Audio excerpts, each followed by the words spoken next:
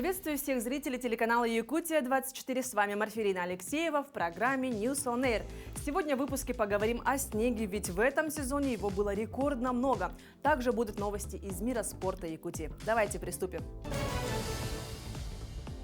Подготовку к летнему сезону начали в национальном парке Ленские столбы. Руководство парка и Агентство развития туризма Якутии обсудили актуальные предложения и обозначили направление работы с туристическими операторами. Как отметил директор парка Аркадий Семенов, подготовка к сезону идет с учетом пожароопасного сезона. Представители МЧС напомнили туроператорам о необходимости соблюдения правил пожарной безопасности и ответственности за их нарушение. Туроператоры, в свою очередь, внесли предложения по обустройству остановок, места для костров, озвучили планы на предстоящий сезон.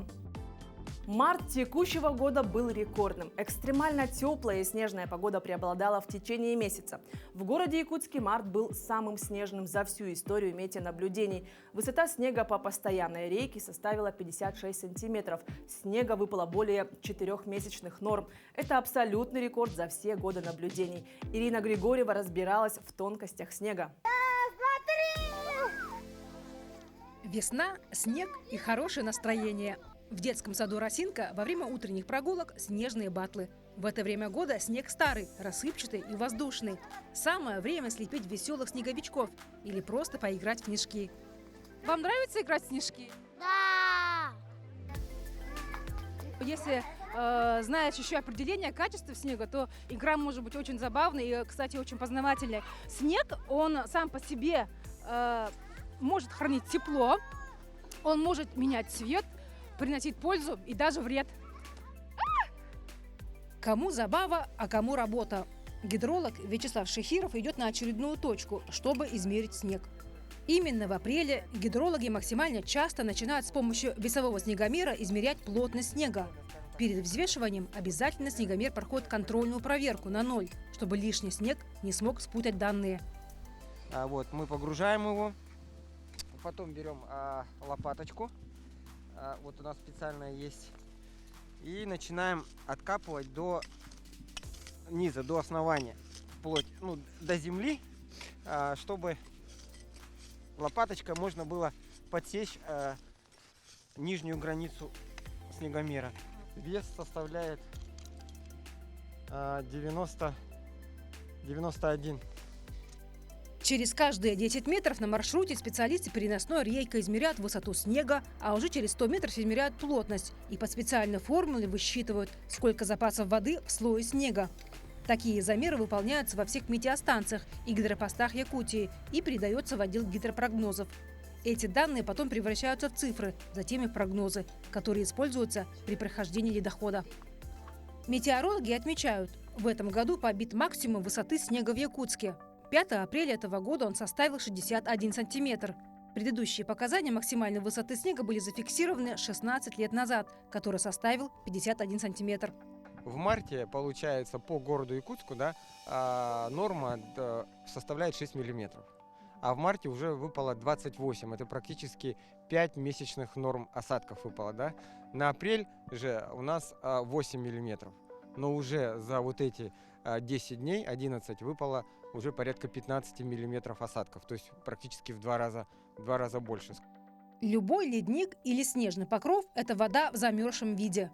Гляциология – это наука о природных льдах на поверхности Земли, в атмосфере и других оболочках. Специалисты проводят снегомерные работы, исследуют лавины и наблюдают за покровом морского льда в Арктике. Марина Ананичева с 90-х годов занимается изучением ледников. Несколько раз приезжала в Якутию, изучала ледники в Сунтар-Хаята и часто выезжала на полевые экспедиции.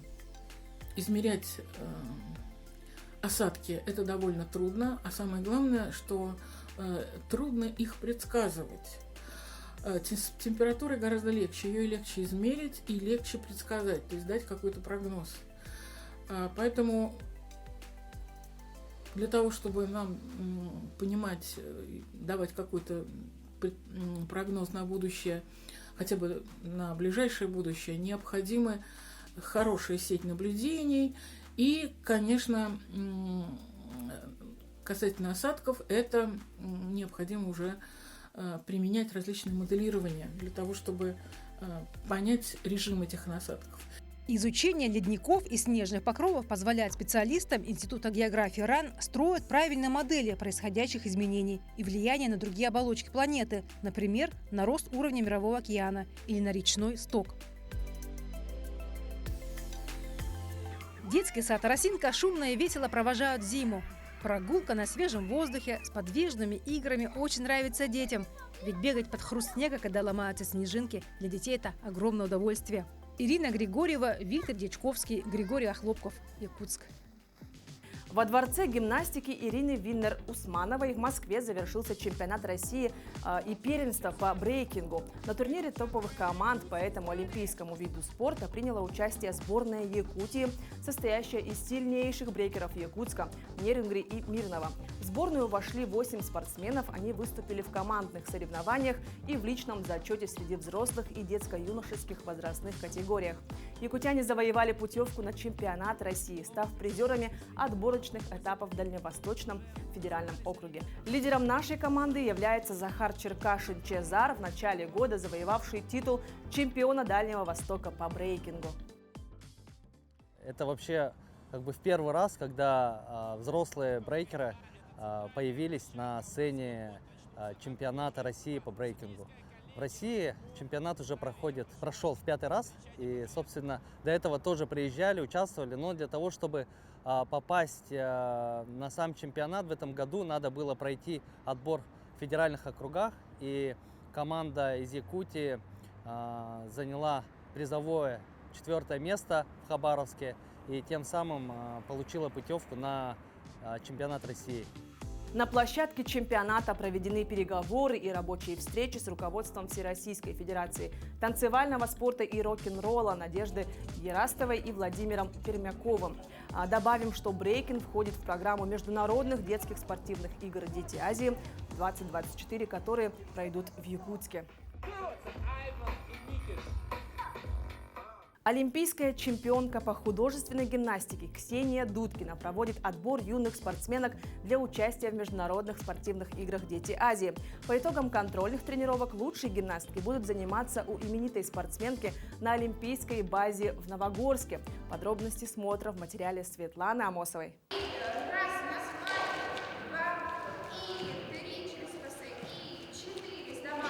В гимнастическом зале 25-й школы Якутска уже второй день проходят занятия старшим тренером сборной России по художественной гимнастике. В первый день было заявлено около 20 спортсменок, но половина была отсеяна. Сейчас на ковре усердно работают лишь 10 девочек. Юные спортсменки уже несколько часов занимаются с олимпийской чемпионкой под ее чутким руководством. До этого у них прошла разминка, а сейчас они делают акробатические элементы. Здесь важна скорость, потому что в работе с предметами важна каждая доля секунды. Во время тренировок отрабатываются все упражнения для того, чтобы проверить гимнасток на прочность, выносливость, гибкость и реакцию. Ведь высоких результатов добиваются лишь самые сильные и стойкие спортсмены. Но для этого прежде всего необходим боевой настрой и любовь к этому виду спорта. Нарьяна Петрова начала ходить на занятия с 6 лет. Рассказывает, что сама уговаривала маму записаться в клуб. Сейчас она в числе претенденток на включение в сборную республики. Я очень рада, что я занимаюсь этим видом спорта. Художественная гимнастика именно грации и работа с предметом. Я хочу сюда отобраться на Москву и заниматься там для подготовки к «Дети Азии».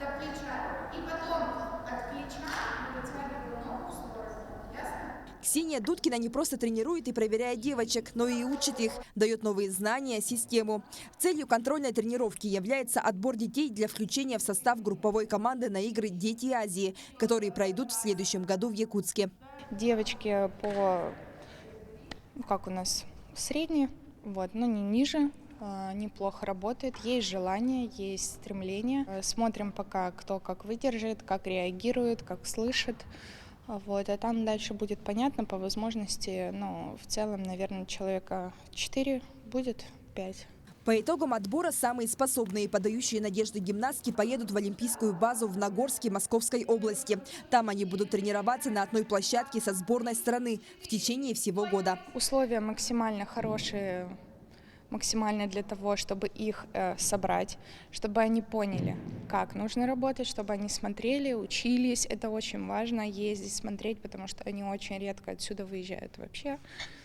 Поэтому смотреть, учиться, видеть, понимать, как работает сборная, как это все выглядит, как должно выглядеть. Я надеюсь, что для них это очень большая мотивация.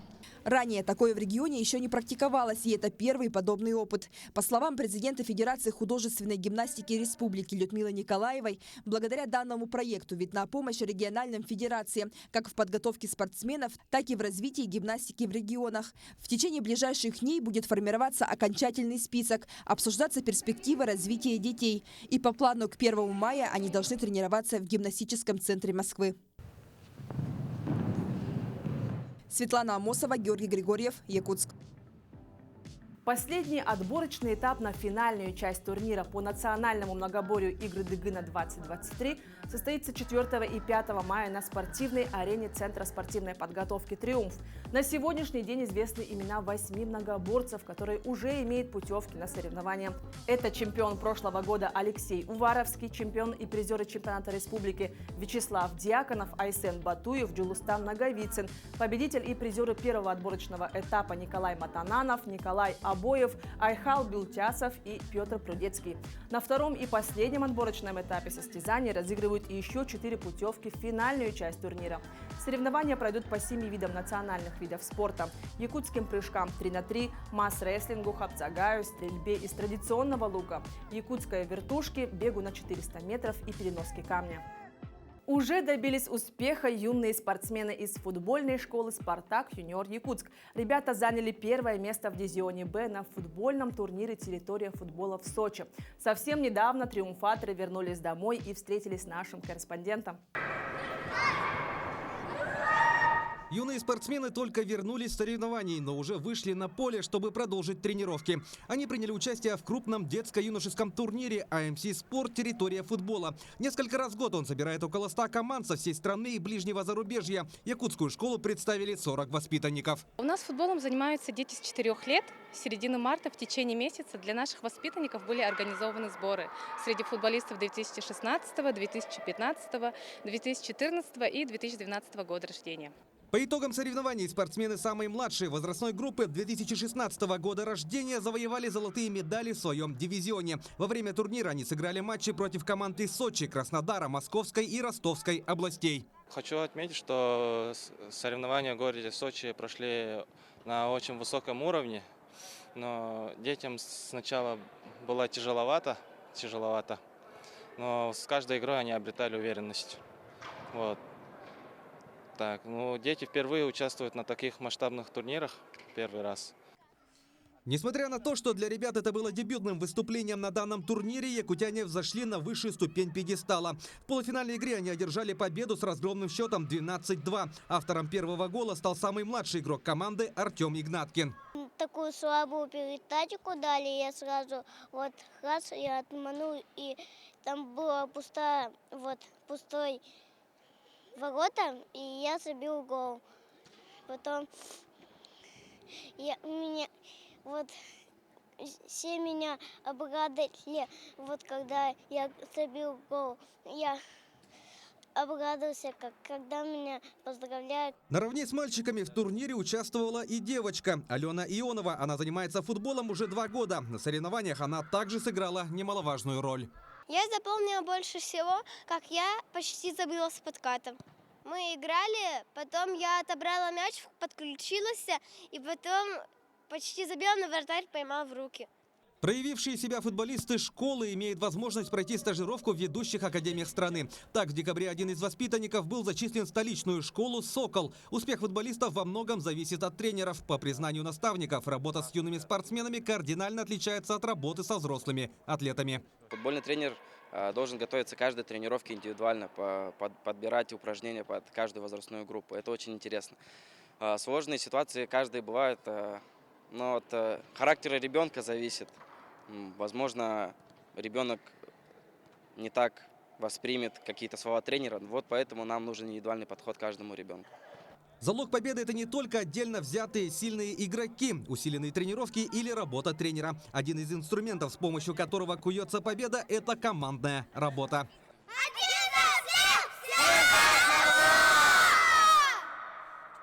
Футбольная школа «Спартак Юниор» работает в Якутске с 2019 года. За время работы футбольный манеж стал буквально вторым домом для множества юных спортсменов. Сейчас в ней обучается около 170 воспитанников разного возраста. Всех вместе их объединяет увлеченность любимым видом спорта. Влад Сергеев, Юрий Осипов, Семен Афанасьев, Якутск. На этом я с вами прощаюсь. Смотрите News on Air по будням в 11 и 17 часов. До новых встреч в эфире.